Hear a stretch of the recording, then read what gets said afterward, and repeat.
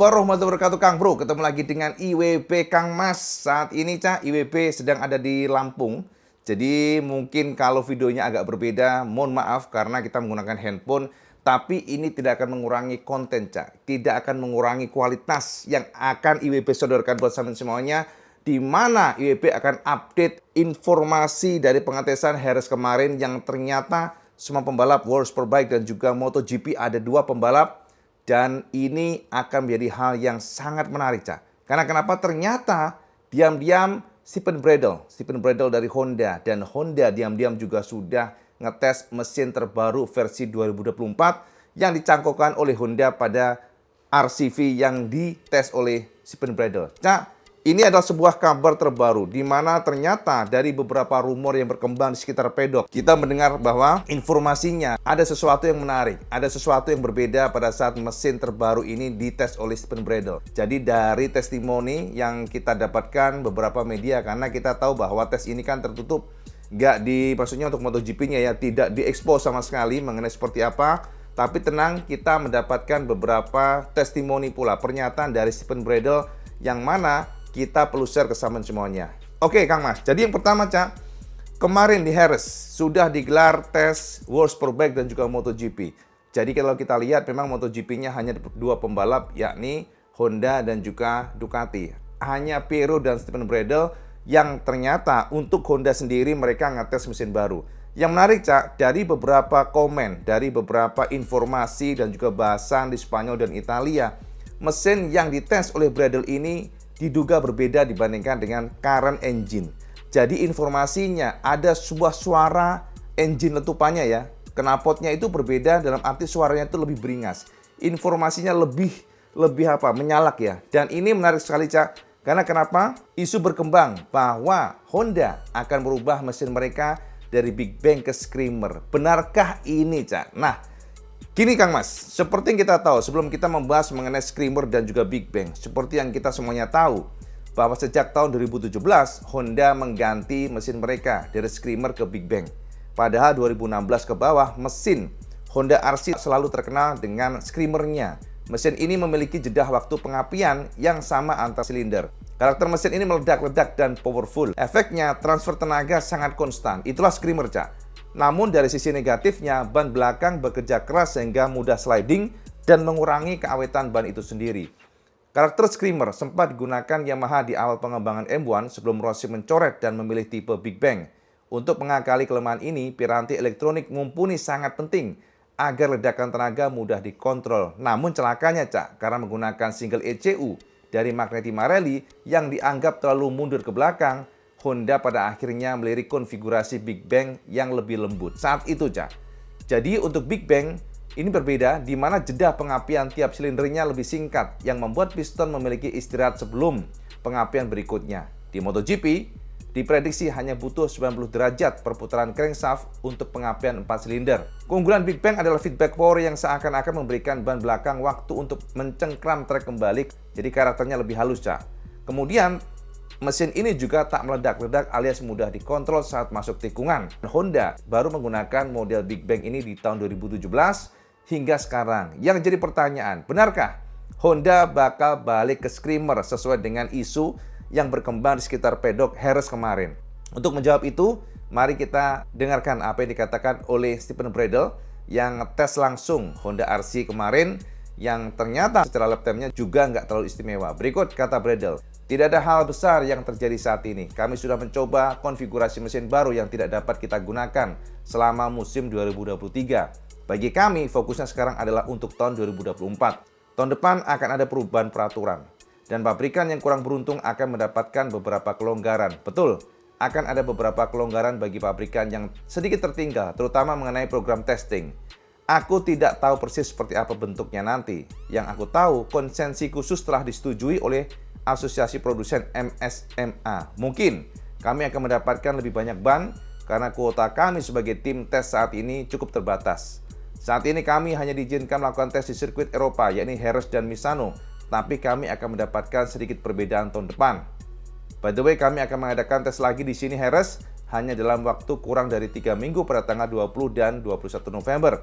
Kami akan berada di sini lagi pada bulan Desember pada tanggal 19 dan 20. Aku juga akan berada di sana pada Valencia Test setelah akhir musim ini.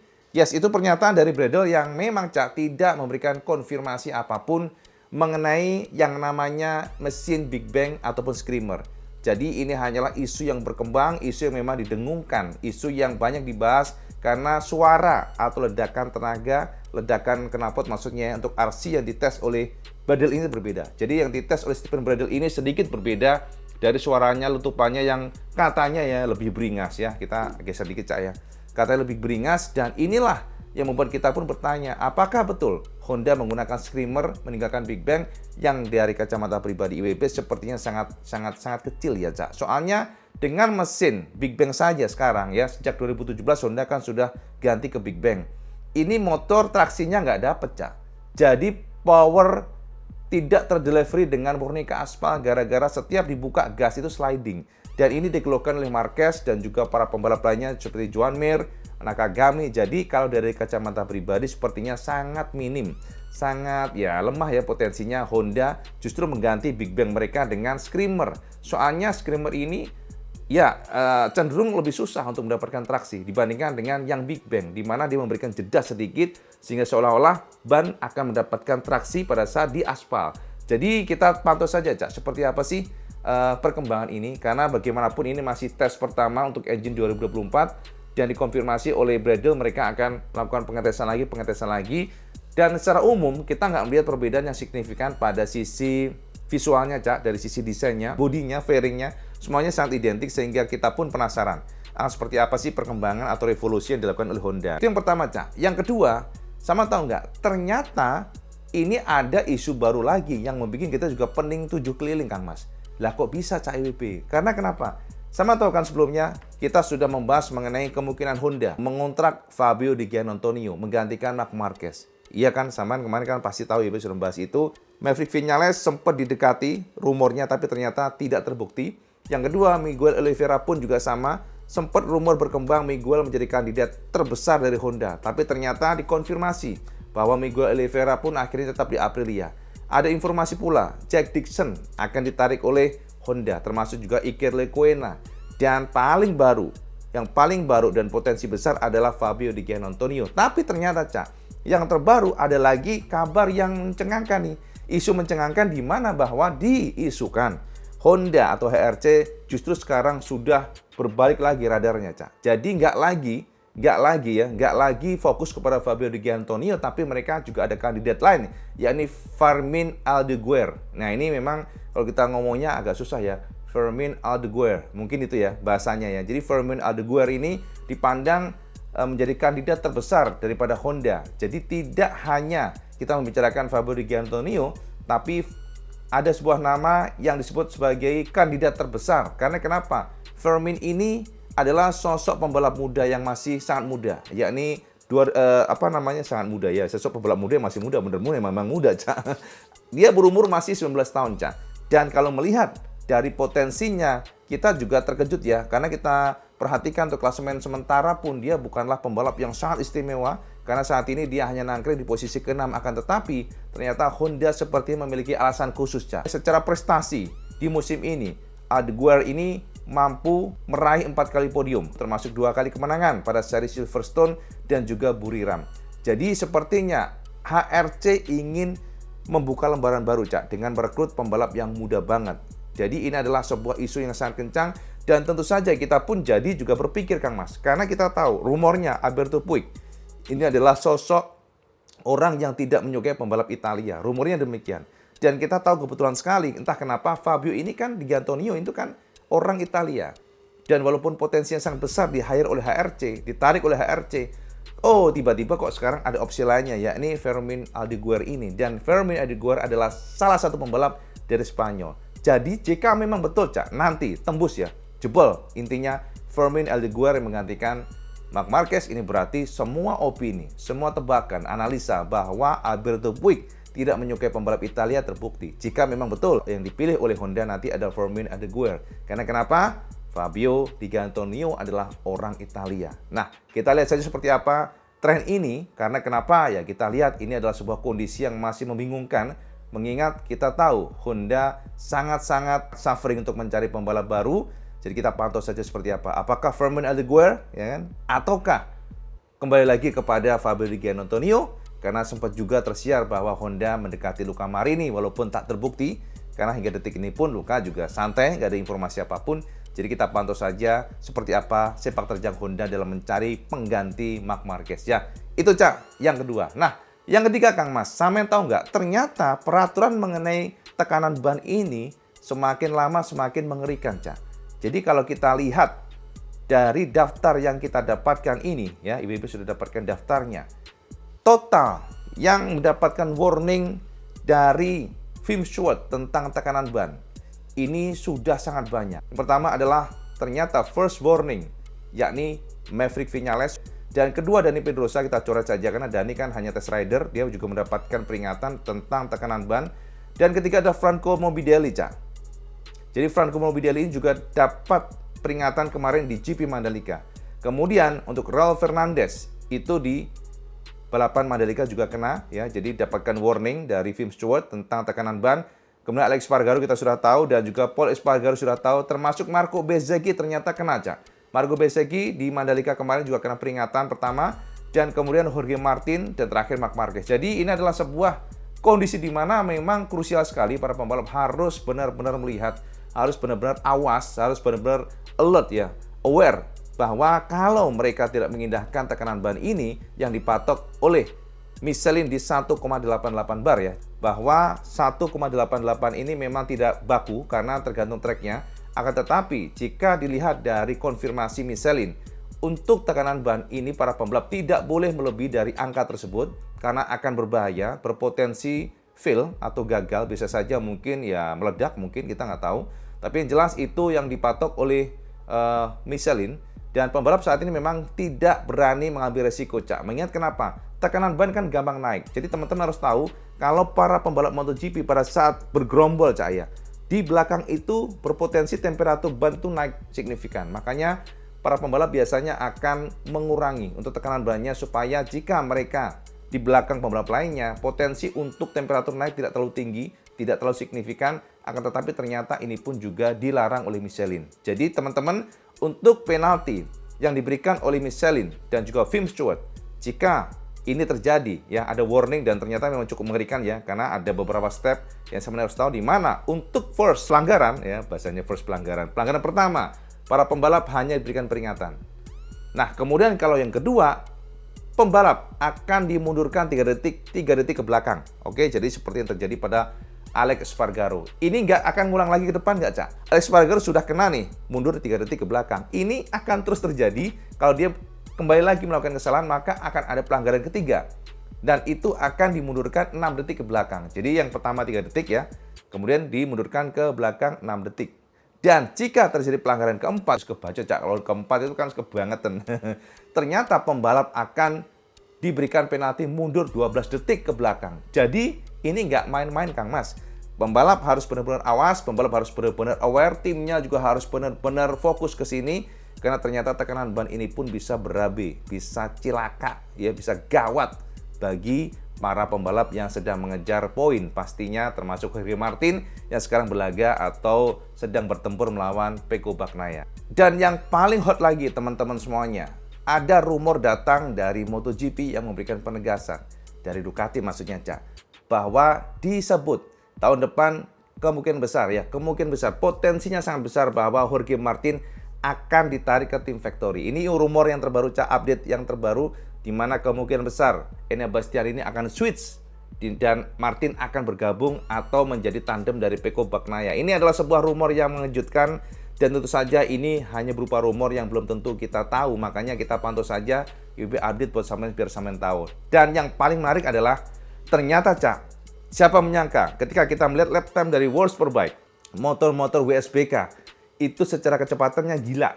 Jadi pada saat kita bedah lap time-nya untuk World Superbike dan MotoGP yang kebetulan diwakili oleh Stephen Bradl dan juga Piero, ternyata lap time-nya bisa mengalahkan dari mesin MotoGP. Nggak percaya?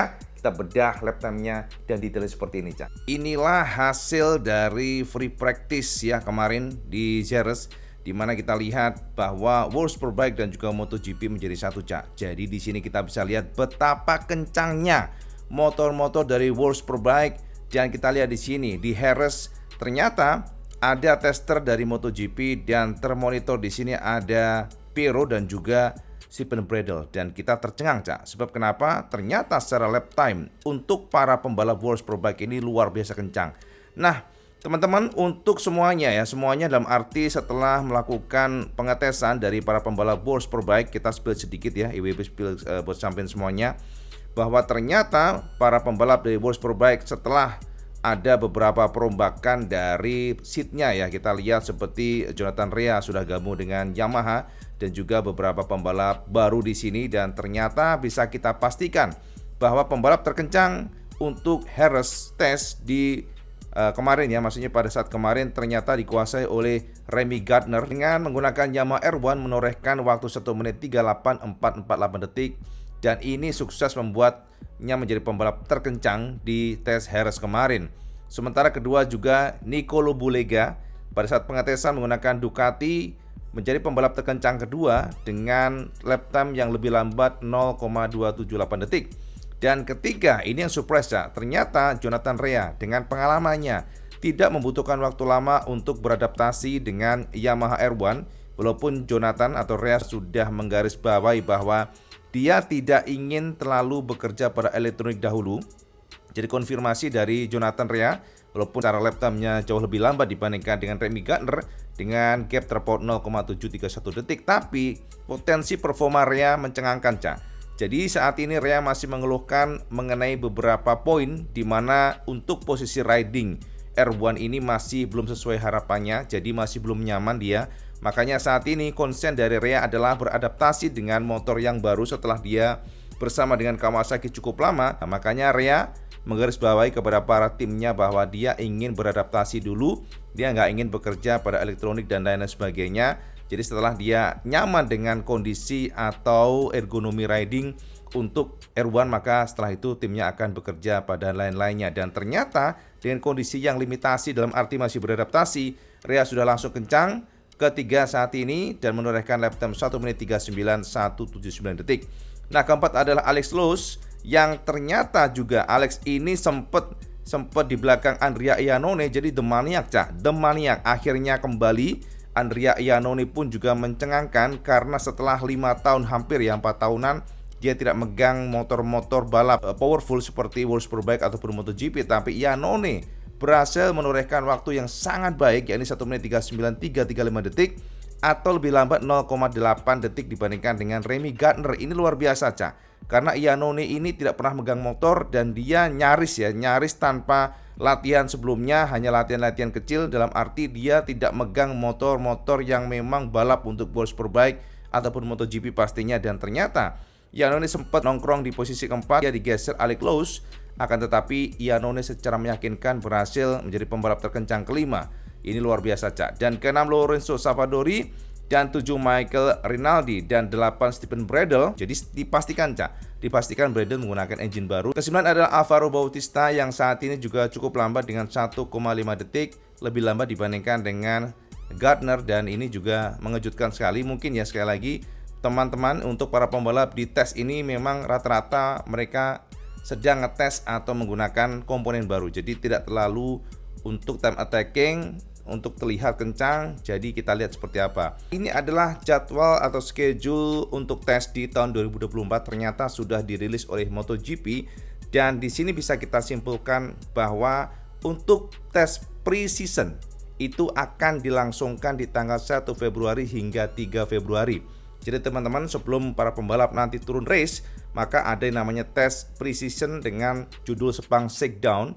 Itu adalah sebuah momen di mana para pembalap baru nanti menggunakan mesin baru, menggunakan tim yang baru, mereka dipersilahkan untuk ngetes motor MotoGP mereka. Dan ini akan digelar di Sepang pada tanggal 1 Februari hingga 3 Februari. Jadi sampai catat saja, Cak, jangan sampai miss, Kang Mas. Nah, kemudian untuk selanjutnya, setelah dari tes Sepang Shakedown, akan ada Sepang tes lagi yang digelar pada tanggal 6 Februari hingga 8 Februari. Jadi ini berurutan, Cak. Para pembalap dan tim nantinya akan di Malaysia Dan kita pantau terus mengenai tes ini. Tenang, IWB akan memberikan report buat sampean semuanya biar nggak ketinggalan, Cak.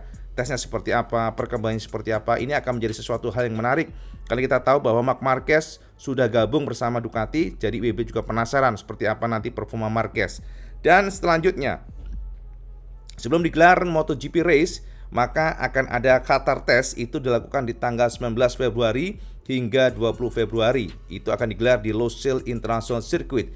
Artinya di bulan Februari ini memang para pembalap MotoGP bakal sibuk, Cak, karena berurutan sekali. Mereka akan ngetes motor barunya. Mereka juga biasanya ngetes untuk komponen barunya, termasuk beberapa poin seperti improvement elektronik. Dan biasanya di musim baru Michelin akan menawarkan atau memberikan kompon baru. Dan ini biasanya para pembalap akan beradaptasi. Tim harus beradaptasi dengan kompon yang baru secara elektronik dan semuanya akan disetting di sana. Nah, ini adalah pre-season dan ini adalah in-season. Jadi pada saat sudah musim berlangsung, akan ada tes pula yang digelar oleh MotoGP, yang mana para pembalap bisa ngetes di Jerez pada tanggal 29 April nanti. Akan digelar hanya 1 hari saja dan dilanjutkan di tanggal 3 Juni akan ada Mugello Test.